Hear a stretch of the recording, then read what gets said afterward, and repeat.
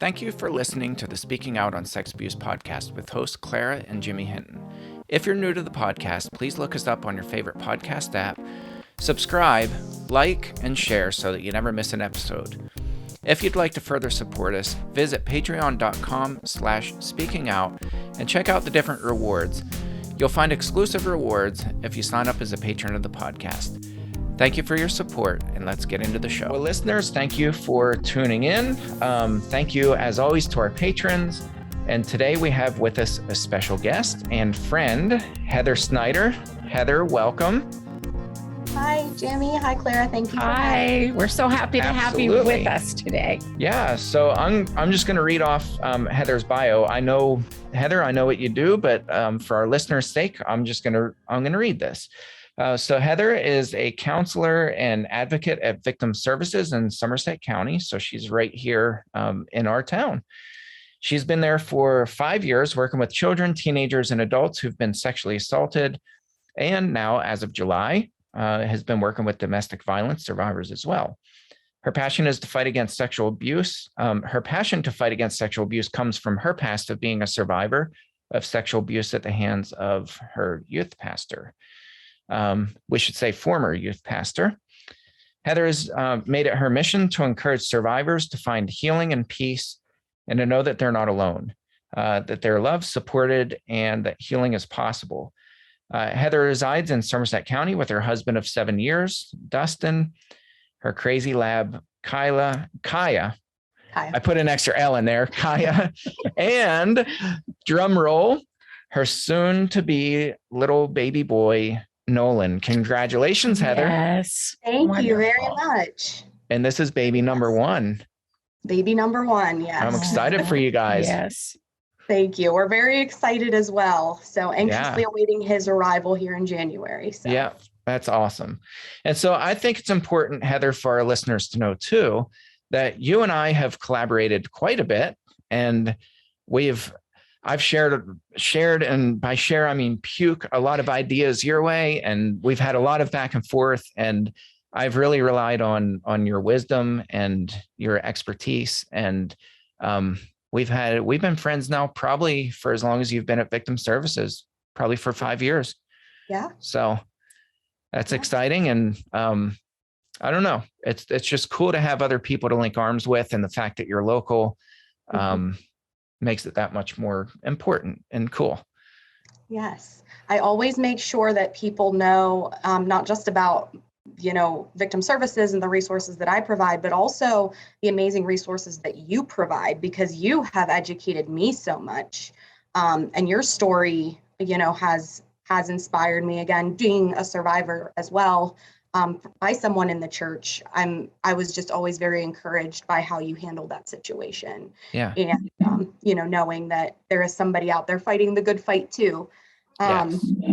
So very, very grateful for your friendship and wisdom as well. Awesome. Well, today it's a heavy topic, and I for our listeners, I really wanted to pull Heather in to tap her expertise, because this is an area that is not my expertise whatsoever, and that is child on child abuse.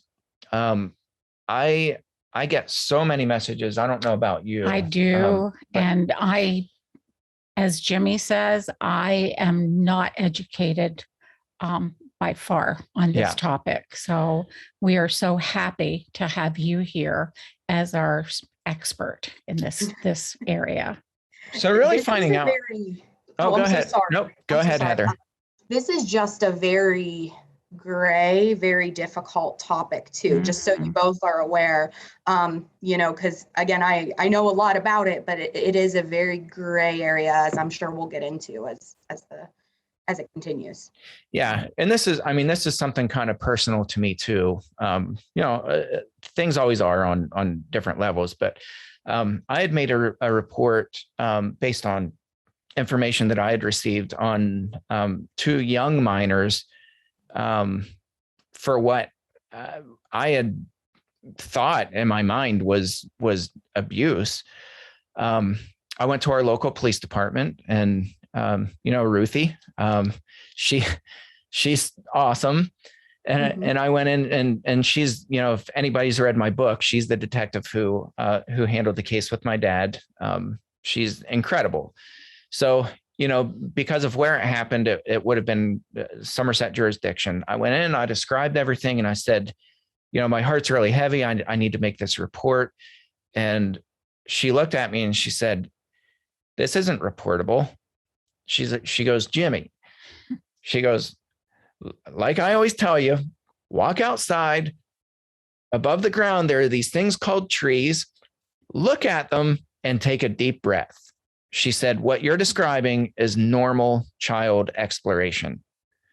And that kind of surprised me, to be honest, because the way it was reported to me, it just sounded aggressive. It sounded like things that kids that age wouldn't do. And she assured me that this was normal, well within the range of normal exploratory sexual encounters for children, that age 7 to 9.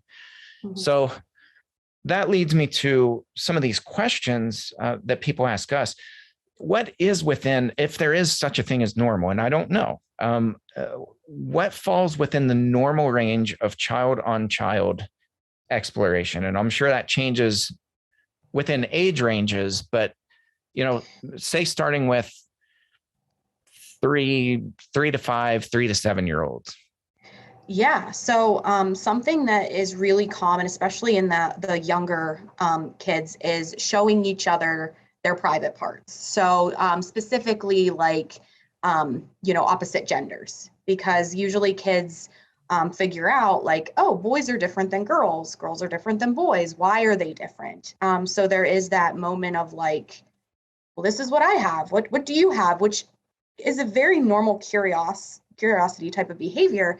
But a lot of times if the kids are caught in that moment, parents and other adults are like, what are you doing? And then that creates this sense of like, I did something really bad. Where again, it is a curiosity thing. It's not a malicious, abusive thing. So that's a really big one. Asking questions about the different private parts between genders. A lot of times kids are curious then. So they're like, well, why does my sister have that, but I have this? So that is very normal. Engaging in non-sexual play. So like doctor and nurse. So a lot of times I've heard this so many times. Yeah. And parents don't know. That's very normal. It's not meant to be sexualized. It's not meant to be, but they're like, oh, you're at the doctor for a checkup. And a lot of times kids are checked on private areas of their body with an adult in the room and a doctor's office. So that's very normal. Playing house, very normal. Those are all very just normal things that, again, they're figuring out the world around them. So a lot of times they are doing this to kind of process through, too. Again, I have a mom and a dad and a sister, let's play house. And then this is one I think that kind of gets parents a lot, is trying to see peers or other adults naked. So this is something too, and maybe I'm jumping a little bit into the older kids, but again, that curiosity of these parts are different. So why does this look like that and this looks like that? And between kids and adults, obviously our bodies are very different. Yeah. So there's questions about that as well. So that's all normal behaviors, but I think that when it comes to, I don't want to say nakedness, but that's probably the best word. Nakedness and any type of something that can be seen as sexual, I think it makes people uncomfortable. So there becomes this, this is a problem, where those are really normal behaviors, but they don't seem normal. Yeah. I think a lot of times to parents. Yeah. And I think for the sake of clarity, what I reported was lifting up of the shirt and kissing around the belly button, even pulling the underwear down a little bit to expose the top part of the genitals, and, kissing not on the genitals, but just down around the belly button, but for a very short time. It wasn't an extended period of time. It was a really quick, the way it was described to me, it was this really quick encounter kind of like started with playing doctor, and then it moved to that, and it was two females. Not that really makes a whole lot of difference, but for me, in my mind, that was reportable. And when I went to the police, she said, no, for that age, like that's normal exploratory stuff. Yeah. And she said, and we're going to ask you this, what moves beyond that to something that is reportable, but any kind of penetration or kissing on the genitals, or things like that, where it just takes it to this other level, is outside of the range of normal exploration. Yes. Yeah. So you kind of started to hit that already kind of on the head. I think it's important, that parents start to be concerned when they have addressed appropriate and non-appropriate behavior and the kid is still engaging in that. So a lot of times, kids don't listen all the time, right? But like if you're redirecting a behavior and you say, you know what, that's not appropriate, and that child becomes fixated on it and they're continuing to do it, that a lot of times is kind of cause for concern. Yeah. If the child is engaging in like you said, sexual acts with other children, if they're forcing other children to participate, they're threatening them, inserting objects into their genitals. Like I've had that, unfortunately. That's a really big one that I see a lot of. If this behavior is constantly like happening, like I said too, there's no redirection. It's like very focused on sexualized behaviors. Those are things to really be concerned about, I would say, as a parent. Yeah. Or anybody who is, like you said, just being told about these kinds of things. Like in your specific situation, if that was an adult and a child, you don't hesitate. That's right. But when it's child on child, again, it's very gray, because again, there has to be this intent too, sometimes, so to speak. And kids a lot of times are just very, very curious, especially younger. I was thinking, Heather, as you and Jimmy are talking, I'm of course an older mother, and much older mother, Jimmy. Thank you. Back in the day, it was one of the greatest things that parents did. We all bought our kids these doctor kits, doctor and nurse kits. Fisher Price had great ones out, gave them to our kids as Christmas gifts. Part of the reason was we encouraged them playing doctor and nurse so they wouldn't be afraid to go see the doctor and nurse.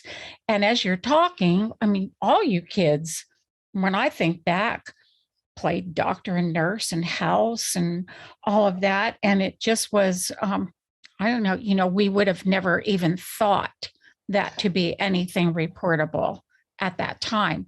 So things have really changed to make us even have to be aware of this, which is a good thing. But the normal play of a child is, as I'm sitting back thinking, well, I watched that over and over again. I encouraged it. You don't want to be afraid of Dr. Hay, so give your brother a shot, and check his heart. Oh, yeah. No, I'm so sorry. I didn't mean to cut you off. But go ahead. But that's exactly right. Like there's nothing wrong with that. That's very normal, exploration. Because again, like I said, when kids get physicals, a lot of times they, head to toe, just make sure everything's okay. Yeah. Right. And it's not anything malicious. It's we're playing doctor, and that's what we do. And it's not necessarily something that anybody needs to be concerned about. Yeah. Well, that's really good.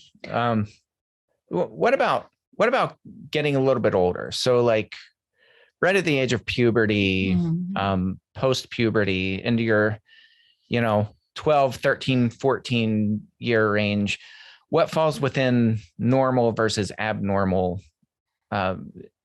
things you should be concerned about behavior? This one gets very tricky just because of the fact that, and I know that you both, I'm sure, are very aware of this, that kids are younger and younger are exposed to things, whether that's pornography, whether I feel like I thought boys were gross for the longest time. I feel like there's little crushes, like, at 10, you're in 5th grade and you have a crush on this person. And, so it gets a little more sticky. So I know, and I'm going to jump around a little bit. So I'm sorry, because I know you do have specific questions. But, when you get into the older, unfortunately, what I have seen is as kids are getting older, and I'm thinking more like 12, 13, we're finding that kids are becoming sexually active, and it's quote unquote consensual, which we'll get to.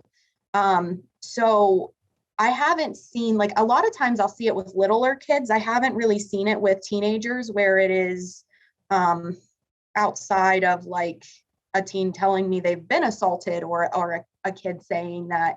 A lot of times the normal behavior I see is like littler kids, so to speak. So I think that makes sense as I'm saying it. Yeah. Just going down. Yeah.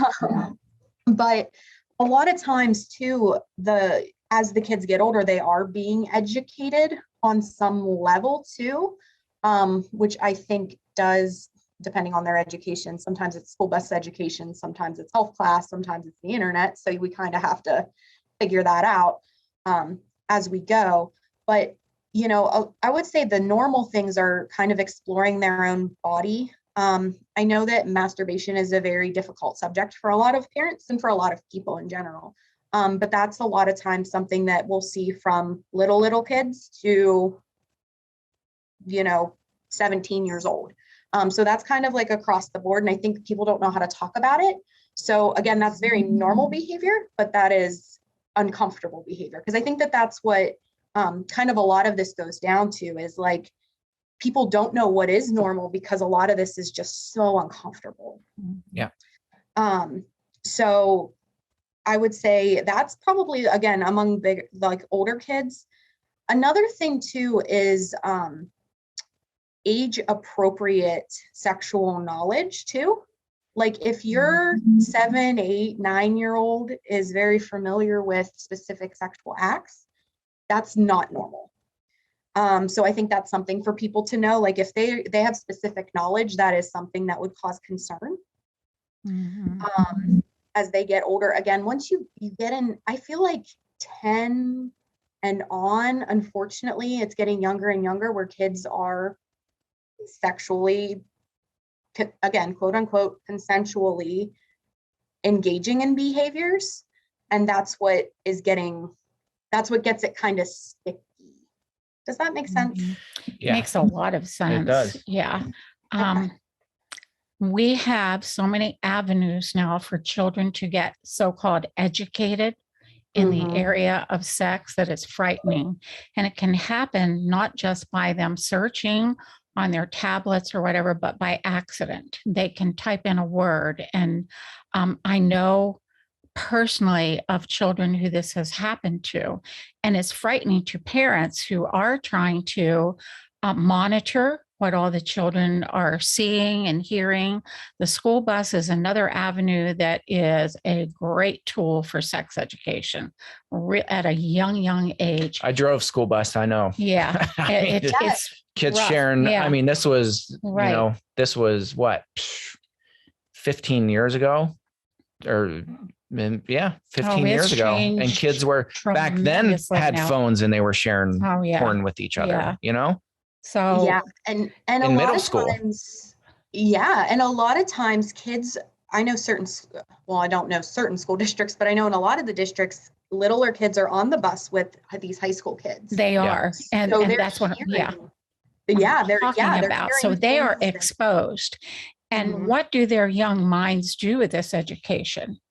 So-called education, this knowledge, and they're going to explore. They're going to seek to see what this is all about. And it's hard, I think, as parents to see beyond that gray and know a black or white. What is, are they going in this direction or this direction? And what do I do about it? I often say to my kids, I'm glad I'm not a parent right now in this age, because I I don't know how I would deal with all of this. I don't know. It's so much to keep on top of, isn't it? It truly Yes. is. Yeah. Yes. And It's that's hard. that's why one of the resources I included that you guys can share with the listeners is it's called Being an Askable Parent.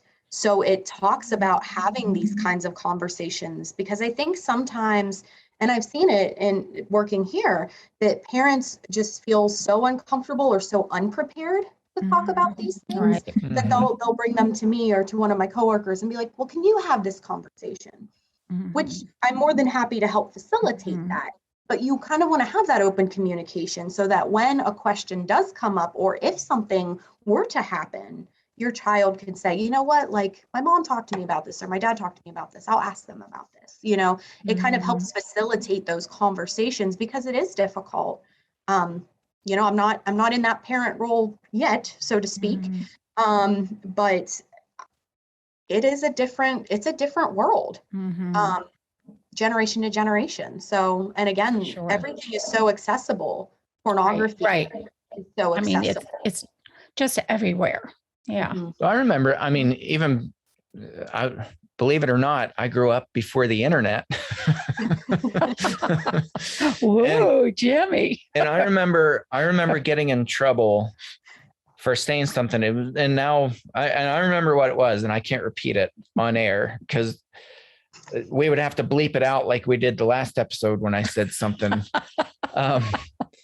But I kept saying this phrase, and I would just go around, and I didn't think anything of it because I didn't know what it meant. I just heard all my friends saying it, and I was pretty young. I was probably 7, 8 years old, and I would just go around and I would like, beep, like it would just it was like when kids say like for me it just rolled off the tongue, and I was going around the house saying it everywhere, at church, it didn't matter. And I remember getting in pretty big trouble for that, and just being scolded and told, I don't ever want to hear that come out of your mouth again. Well, then I knew that whatever this word was bad.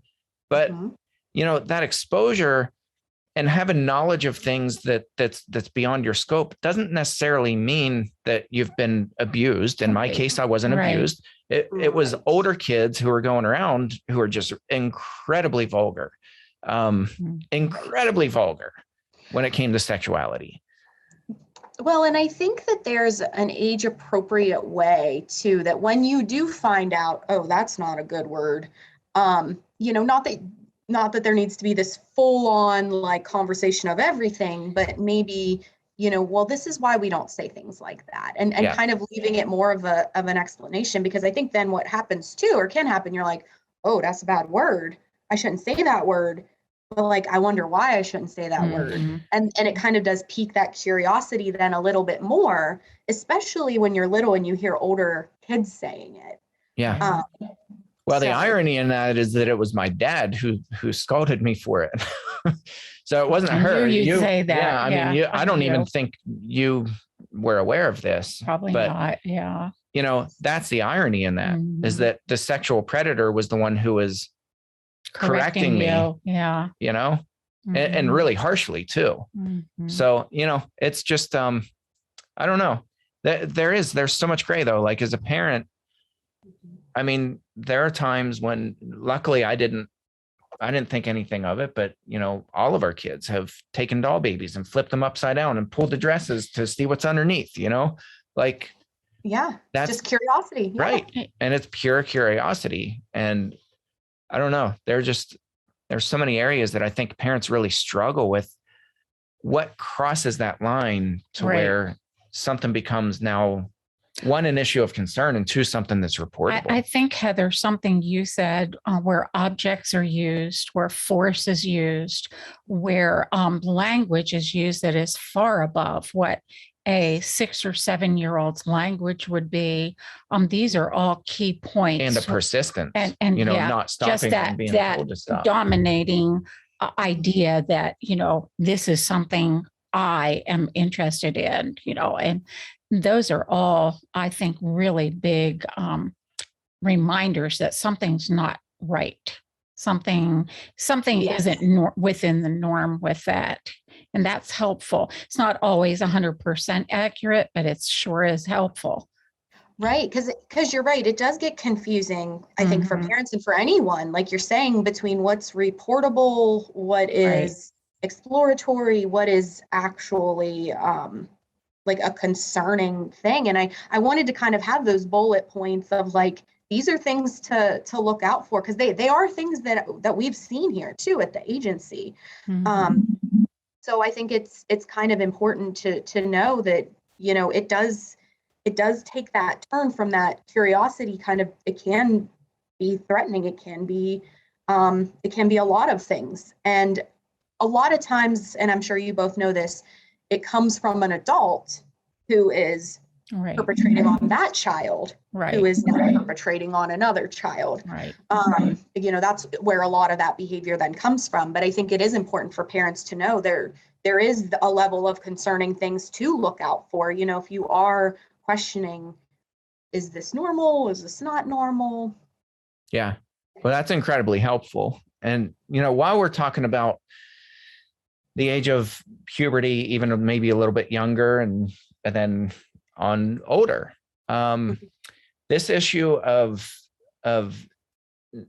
sexting back and forth between minors is rampant. And I think I didn't pull up any statistics right before the show, but I remember seeing some within the last year or two.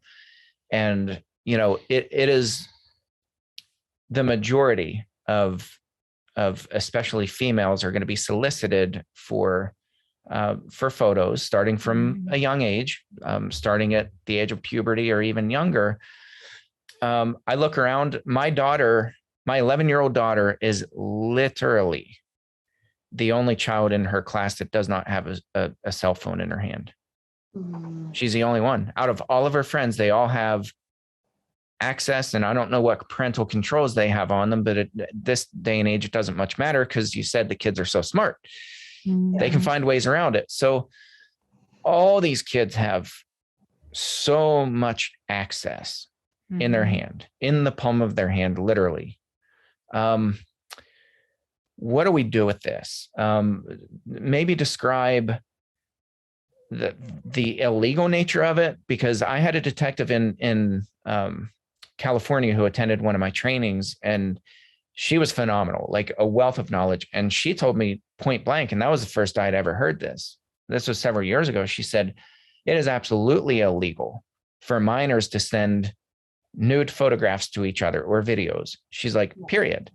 They can be charged if a parent finds their phone rather, and sees that there are images or explicit videos on the phone that they took and sent. That child can be charged with a crime. So talk about the criminal part of that. And then how do we wade through? I know that these are loaded questions, but how do we wade through this as parents? Because this is happening. That like takes this normal exploratory stuff to a whole nother level. And then how do we know when that crosses the line between harassment from peers? Because that's happening a lot, where these kids are being harassed for pictures and videos. So I'm going to try my best to answer all of those questions. So if I don't answer one of them, please tell me. The pregnancy brain is very real at this point.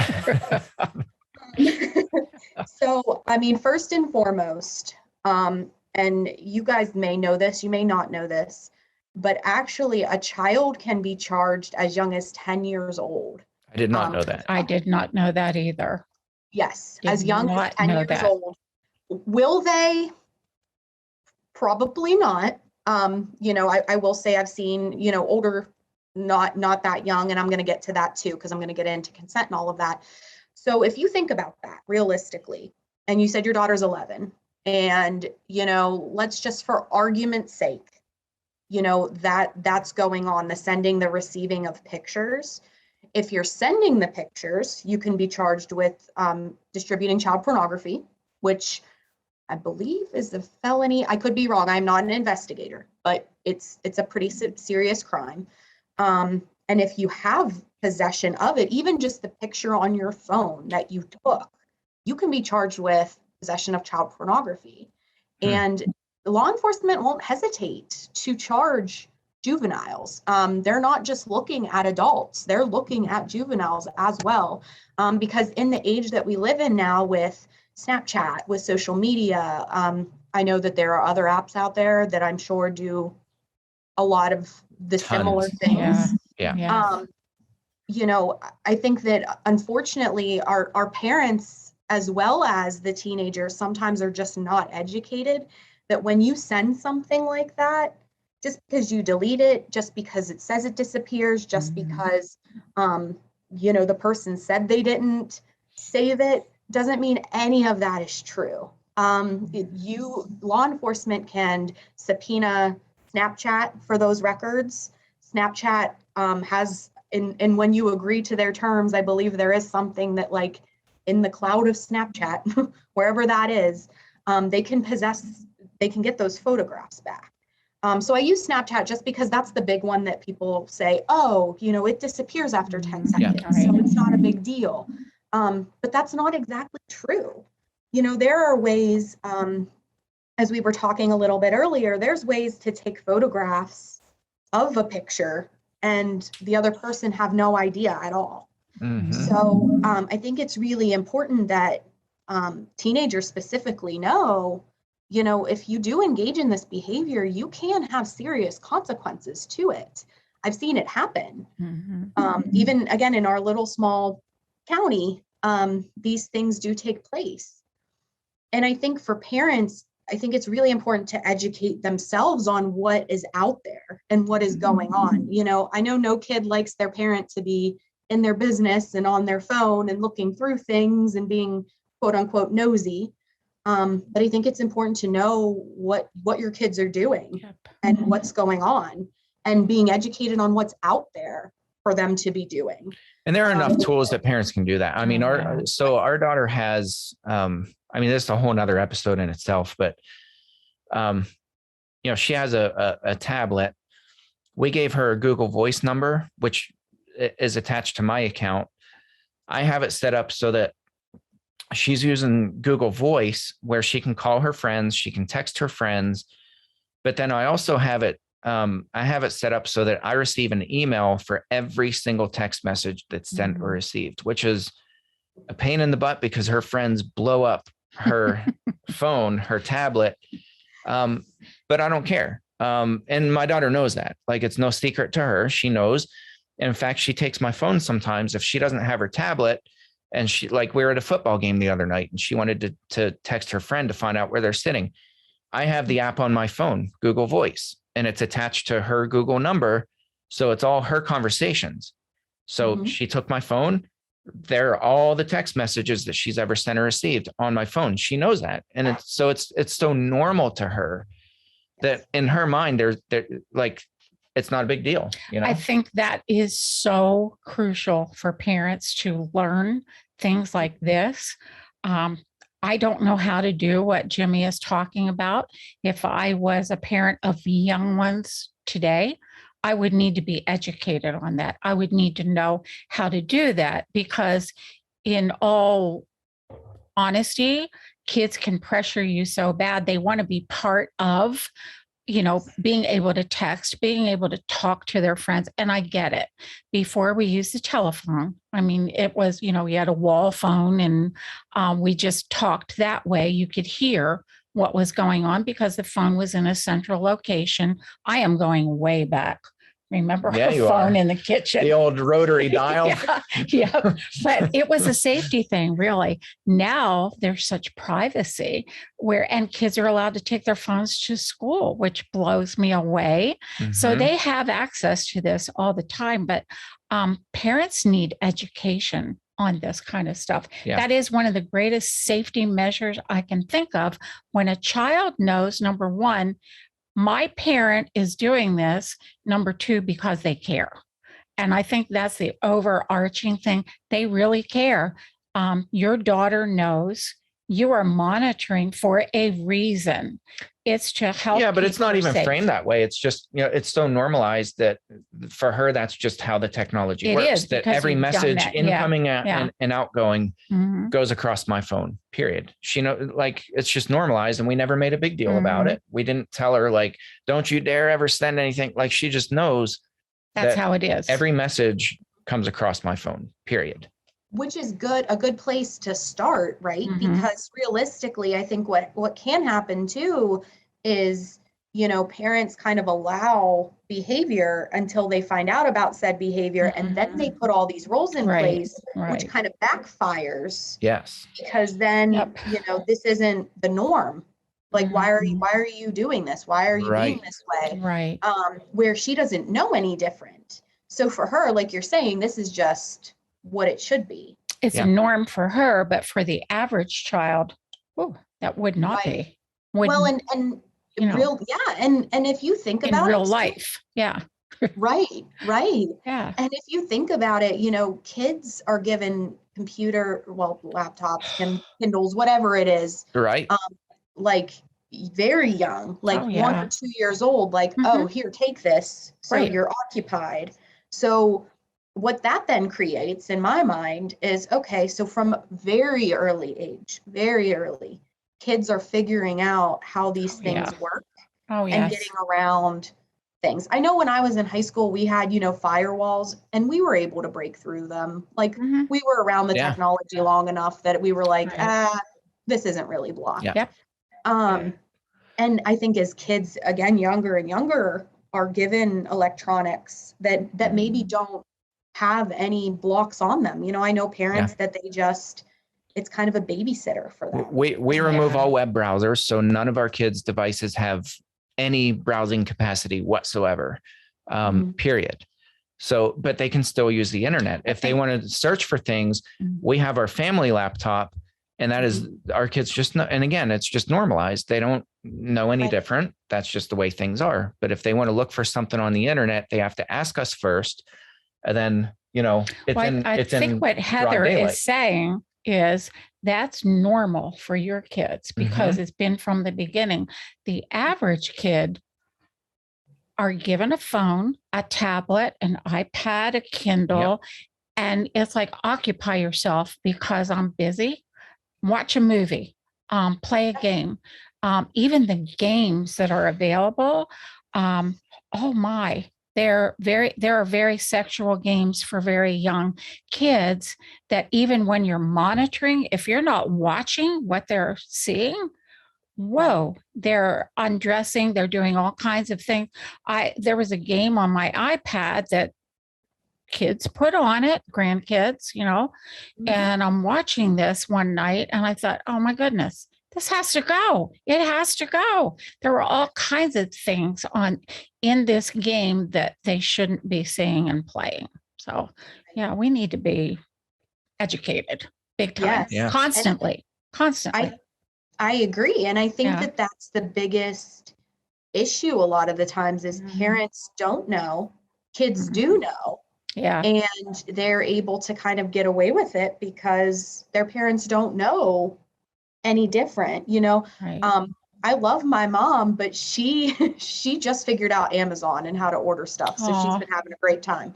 But like she literally she never online shopped ever in her life. Like, and I grew up with technology, so to me, that's crazy. But to her, if again, as I have a family, my kids, I'm going to limit. They're not going to be allowed to do everything, but she's not going to be able to help them because she has no idea. And again, I think that's kind of just where a lot of parents are or have been, that they just don't know. It's just being uneducated. And I think the biggest way to combat that is to get educated, because also if you find out that your child can get criminal charges for sending explicit photographs, videos, whatever it is to another child, I think that kind of perks you up a little bit to be like, whoa, wait a minute, what? How? And we do offer at Victim Services, we do have like an internet safety curriculum that we work through with kids and parents together. We encourage the parents to participate so that they are educated in what's out there. You know, we're not introducing kids to new technology, but we're finding out, what are you looking at and what are the dangers of that? Yeah. And I think that education is really that biggest point. Yeah. So Yeah.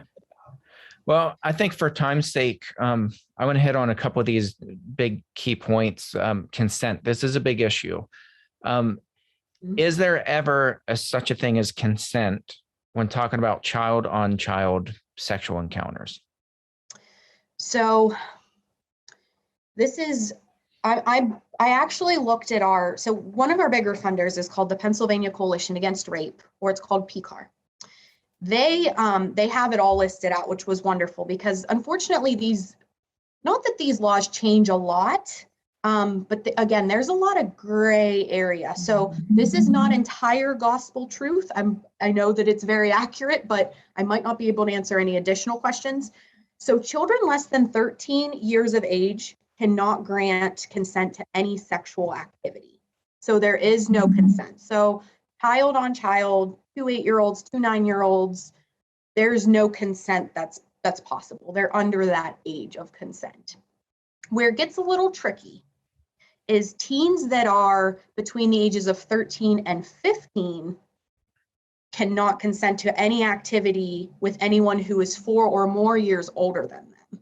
So that would be 17 and 19-year-olds. But 13, 14, 15, 15, that's all.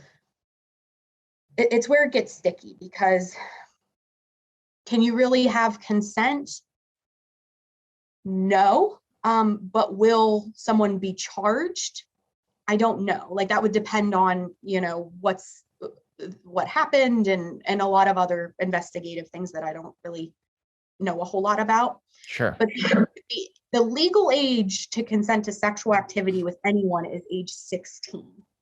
So I know we're talking child on child, but I think that number is really important for people to know, that at that age, with the exception of, statutory, which is 4 or more years older, that is the age of consent, so to speak. So people that may be listening with teenagers, that is the legal age of consent, which I thought was kind of low, considering some, 18, you're officially an adult, but it has been 16, and it is currently 16.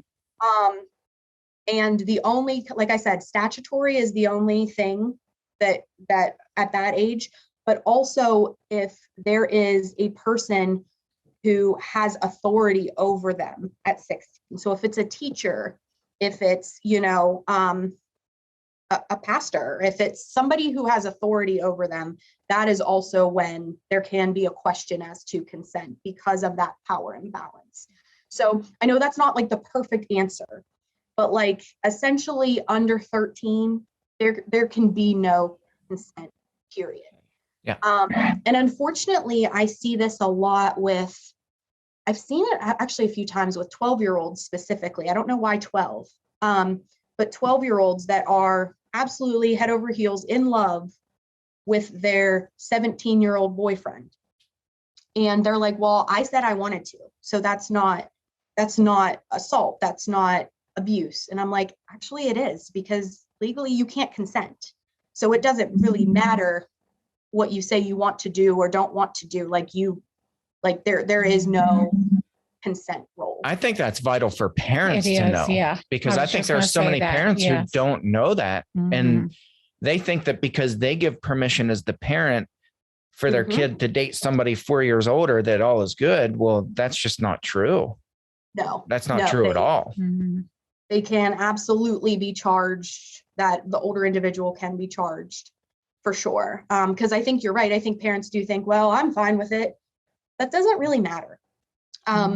If they especially are under that age of 13, they can't consent to anything. So it doesn't matter if they have been in love for 2 years, love, air quotes. It doesn't matter. There's no consent there. There's nothing that they can say that makes it okay.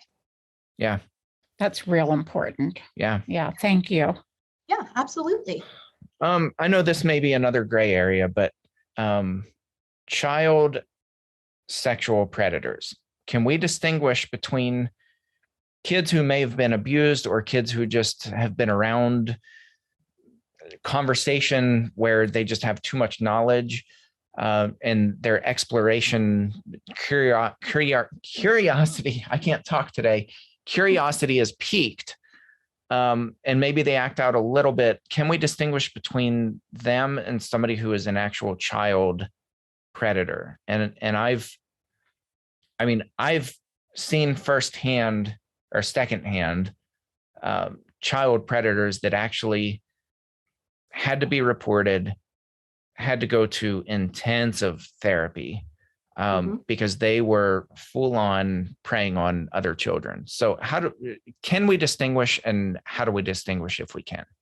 Yeah, absolutely. So I think it's important to know too that, and I think I started to say this and didn't really follow through on it, that sometimes when a child is acting out on another child, it is because they were abused and they're trying to process what happened to them. Mm-hmm. It's not to harm that child. It's not for sexual gratification. It's not for anything other than that child trying to process.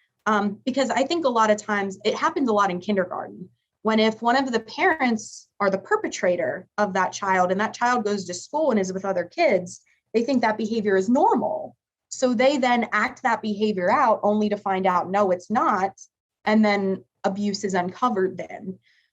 So I think like that's where it can get kind of gray, because I've had instances where a child has sexually acted out and again, acted out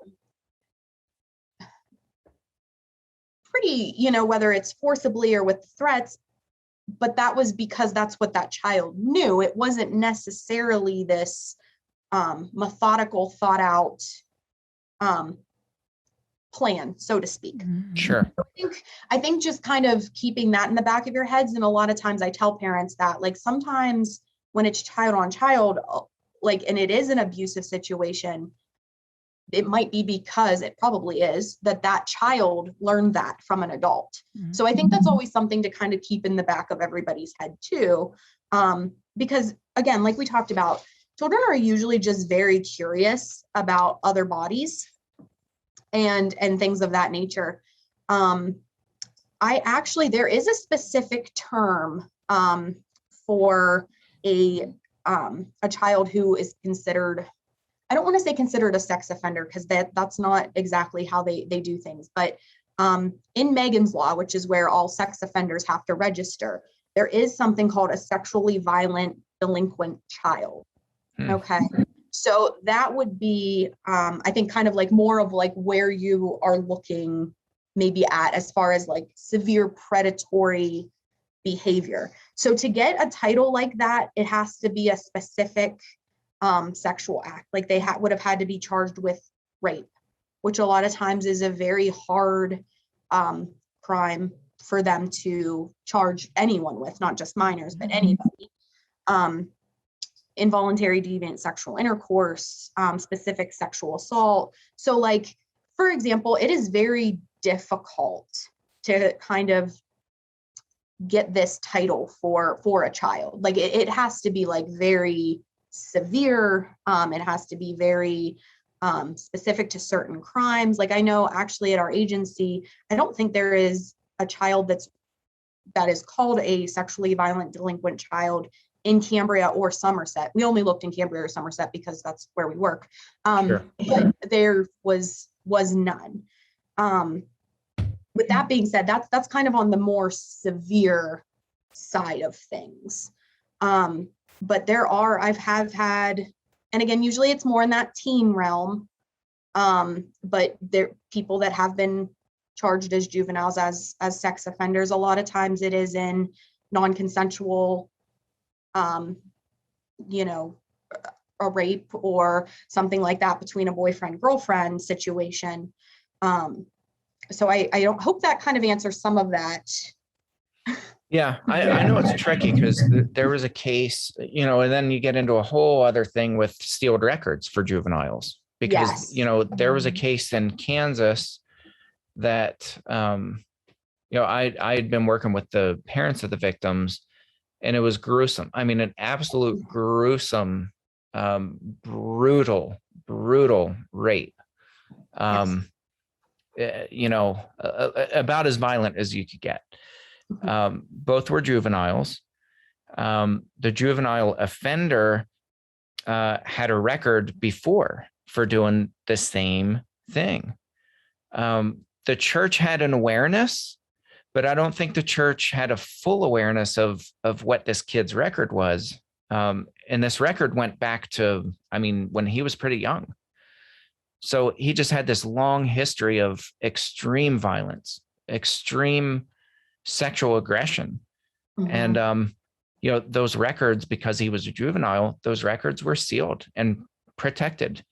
And so, it really put every child within a 4-mile radius of this kid at risk, because he was that violent. He was going to offend again, period. And it was going to be violent, and it was going to be cruel, and he was going to do it, So I think it's so tricky. And I think parents need to know that too. Like, if you see warning signs of aggression with your own kids, yes, if you're unsure, talk to the police and report it, because your kid won't get help otherwise. It's not going to happen. And that is the really big issue is, sometimes, and in the realm of sexual abuse, sexual assault, I know that people still sometimes can have that mindset, oh, boys will be boys, they're teenagers. Is it really that big of a deal? Yes, it is very much so that big of a deal. And especially even if they're not teenagers, if they're younger and they're having these aggressive behaviors, there needs to be intervention right away to know that that's not acceptable behavior. Because they, like you're saying, and in my experience, I can't say that I've had that kind of experience. I do believe, obviously, that those kinds of things can and do happen. But I think that, like you're saying, that intervention is necessary, and that person needs help, immediately, because again, that you don't want that to be a pattern of behavior. You don't want there to be multiple victims. Like you're saying, that it's going to happen again. It's weird. I think when you do this kind of work and you're familiar with sexual abuse, you can kind of see and sense things that other people just can't, unfortunately, because of your own experience, which I know we've talked about before. So it's like, okay, this can't continue like this. We need to intervene. Yeah, for sure.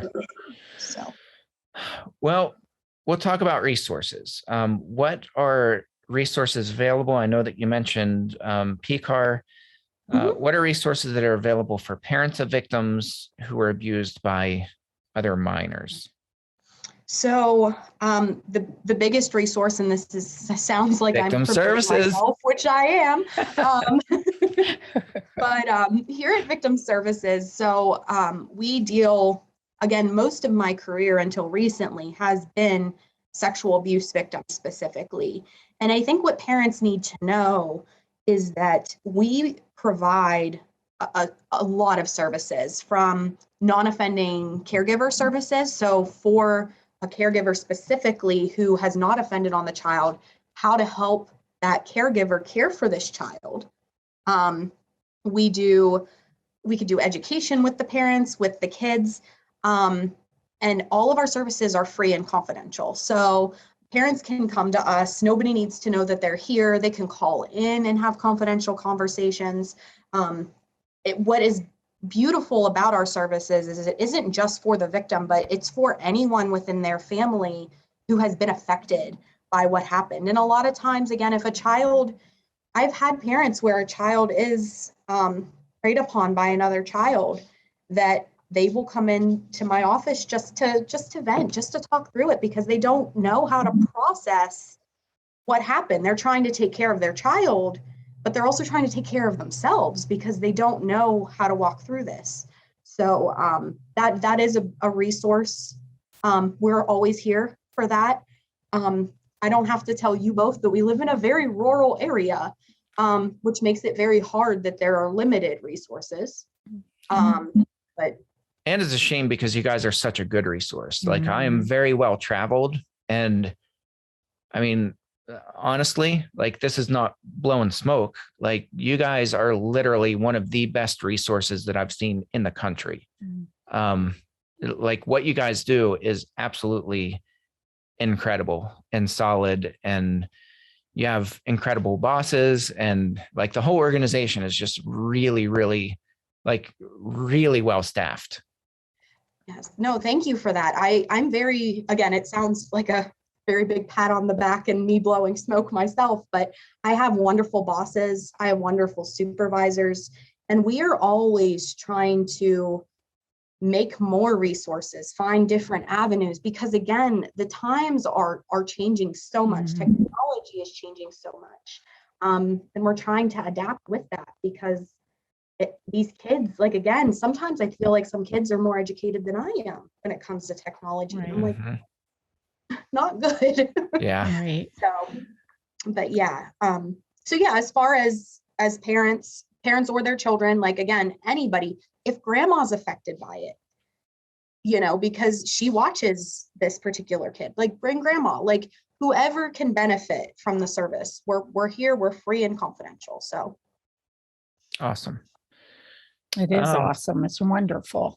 Is Victim Services, for those who might know, is that a national organization? Is that state by state? That's a great question. Yeah, that's a great question. Okay. So we are state by state. So in the Commonwealth of Pennsylvania, there is a sexual assault center in every county in Pennsylvania.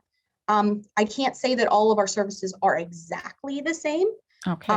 But the core of what we do is the same: the court accompaniment, the counseling, the therapy, education. So at any point, you know, if somebody moves across state, you know, there is an agency there that will be able to assist the same way that we would. Okay. And I do believe there's other states, because I have referred to other states as well. Okay. I don't know that it's in every county of every other state, but I do know that across the country, there are victim service type agencies. Okay, I think that's important for us to emphasize, because parents are probably feeling overwhelmed and very lost right now, because parents as a whole really care deeply for their kids. I believe that all parents do, and they just throw their hands up in exasperation, not knowing what to do, where to go. So is there a national hotline number or anything if you suspect any sexual behavior for, you know, underage children, for non-reportable children? You know, I don't know off the top of my head, but I will get that to you. Okay, guys, thank you. Send that out. Yeah. Okay. Yeah. Okay. How about resources for parents of minors who've perpetrated on another minor child? Are you aware of any? And maybe it's the same answer, but you know, this is an area where I'm really ignorant. It is the same, but a little different. So in Somerset County, we have two agencies particularly where children offenders can go and receive services. So Project Point of Light is one of them. They're actually in Evansburg, so it's not technically Somerset County, but they will see people in Somerset County. And then we have FACT, which is FAACT Inc. Incorporated, which they kind of do the same thing. They do the counseling, they do the intensive treatment that these individuals will need to do. A lot of times they're actually doing the evaluations if they're going through when they go through the court process. The only caveat to this is, as far as I know and have been told, because I know we were trying to get clarification on this, is a juvenile would have to be charged in order to receive these services, which makes it a little sticky, because again, charges aren't always filed for a number of different reasons. So if charges are not filed in a case, and as long as we are not working with the victim, we at Victim Services can provide services as far as education, appropriate boundaries. But again, we are not, I think that a Project Point of Light or a FACT would be better suited, because again, we Sure. really work with victims. So unless they have a victimization, it does make it difficult, because I'm not educated in offenders specifically at all. So again, I always tell families, and we have had it happen where like they just want their child to receive education, which we're more than willing to do. But if we're seeing that victim, then we're not going to be a good resource for them. Right. Yeah. Right. Yeah. And when I do trainings across the country, I encourage parents that, if you suspect or if you learn that your child is perpetrating on another child, report that, because there's this mentality, both for kids, probably especially for kids, but also for adults, where people tell me repeatedly, like, oh, reporting them will ruin their life. And I say it is really quite the opposite. Right. Especially for juveniles, reporting is an act of grace, because it gets them the help and services that they will not get otherwise. And Right. if you really genuinely want to help your kid, report it and get access to those services that are going to help change your child's behavior. There's tremendous hope for child perpetrators.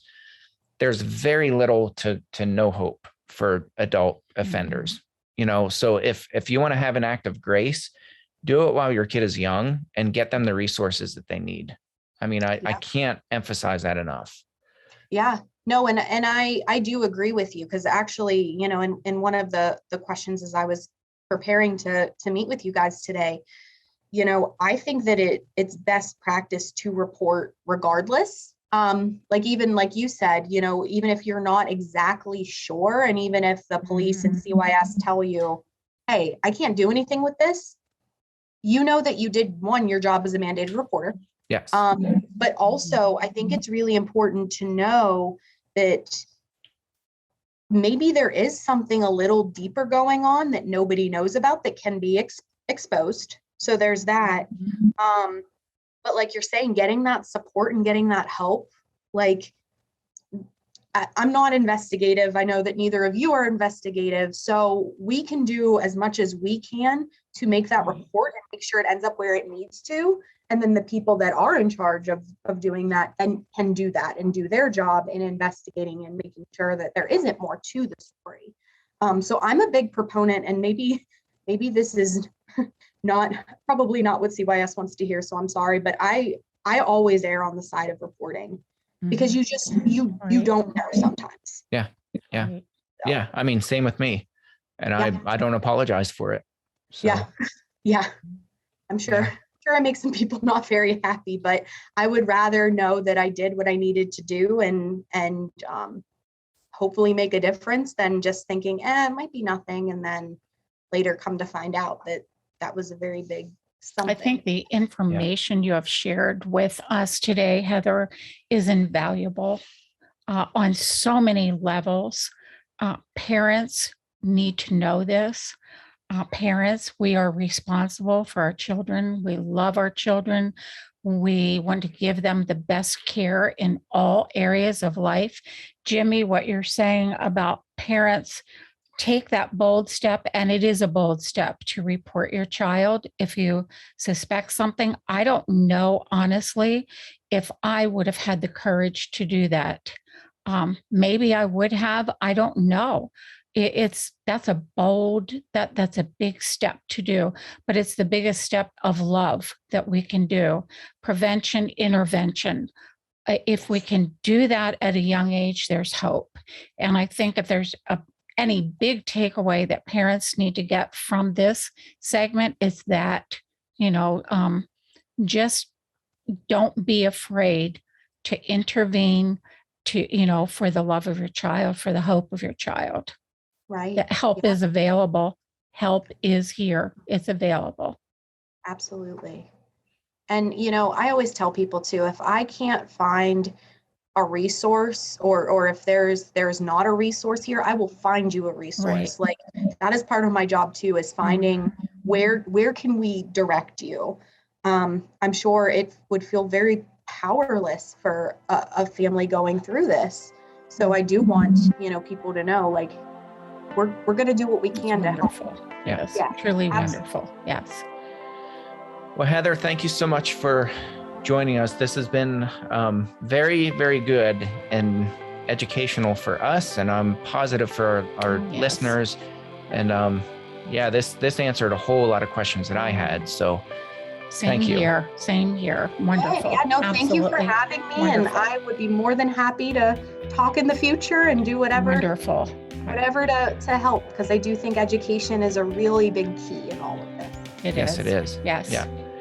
All right. Well, thank you, Heather. And to all of our listeners, thank you for tuning in. We'll catch you next episode. Thanks again for listening to today's episode. A special thank you to our patrons who make this podcast possible. Please help us get the word out by searching for the Speaking Out on Sex Abuse podcast in your favorite podcast app. Be sure to hit subscribe and rate the show. Please consider supporting the podcast by becoming a patron and check out the rewards our patrons receive.